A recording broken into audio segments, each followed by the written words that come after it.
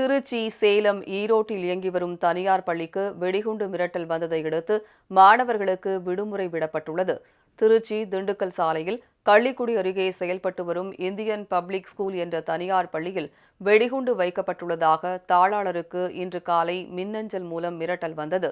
தகவல் அறிந்து சென்ற காவல்துறையினர் மற்றும் வெடிகுண்டு வல்லுநர்கள் மோப்ப நாய்கள் உதவியுடன் தேடுதல் பணியில் ஈடுபட்டனர். வெடிகுண்டு மிரட்டல் காரணமாக முன்னெச்சரிக்கை நடவடிக்கையாக பள்ளிக்கு விடுமுறை விடப்பட்டுள்ளது. இதேபோல் சேலம் மற்றும் ஈரோட்டில் உள்ள அதே தனியார் பள்ளிக்கும் வெடிகுண்டு மிரட்டல் விடுக்கப்பட்டதால் பள்ளிக்கு வந்திருந்த மாணவர்கள் மீண்டும் வீட்டிற்கு அனுப்பி வைக்கப்பட்டனர். மின்னஞ்சல் மூலம் வெடிகுண்டு மிரட்டல் விடுத்தது யார், எதற்காக மிரட்டல் விடுக்கப்பட்டது என்பது குறித்து காவல்துறையினர் விசாரணை மேற்கொண்டு வருகின்றனர்.